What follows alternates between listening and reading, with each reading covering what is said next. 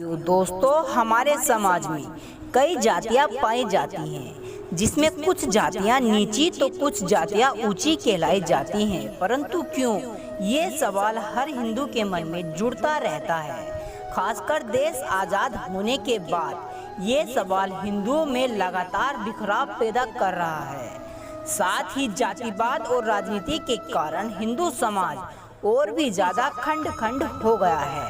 सभी जातियों में चमार जाति का नाम सबसे ज़्यादा सुनने में आता है। इसका यह कारण है कि इस जाति को नीच और अछूत की संख्या हमारे ही समाज ने दे दी है।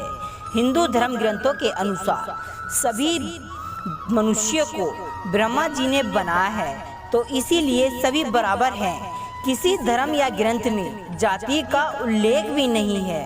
फिर आखिर क्यों, कब से जातियों का विभाजन हुआ और चमार जाति को किसने नीच और अछूत घोषित किया? आखिर क्या है चमार जाति का इतिहास, जानेंगे आज की हमारी इस वीडियो में। दोस्तों, हम जिन्हें चमार कहकर बुलाया जाता है, दरअसल प्राचीन काल में ना तो इस नाम को सुना गया और ना ही इस नाम की कोई जाति थी। चमार शब्द का प्रयोग सबसे पहले सिकंदर लोदी ने किया। दरअसल मुगल आक्रांता जब हिंदुओं पर लगातार अत्याचार कर रहे थे, तो हिंदू धर्म के नाम पर उनका दबाव डाल रहे थे। तब चमार कहे जाने वाले इन्हीं लोगों ने सबसे पहले मुगलों को करारा जवाब दिया था और उनके खिलाफ आवाज उठाई थी।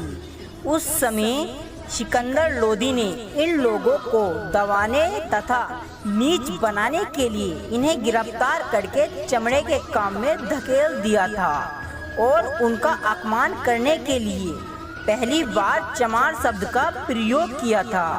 और हम बात करें कि चमार कहे जाने वाले ये लोग हैं कौन, तो दोस्तों, हम जिन्हें नीची जाति का समझते हैं, दरअसल वे चमर वंश के क्षत्रिय हैं। जी हाँ दोस्तों, डॉक्टर विजय सोनाकर ने एक पुस्तक लिखी है जिसका नाम हिंदू चर्मकार जाति है।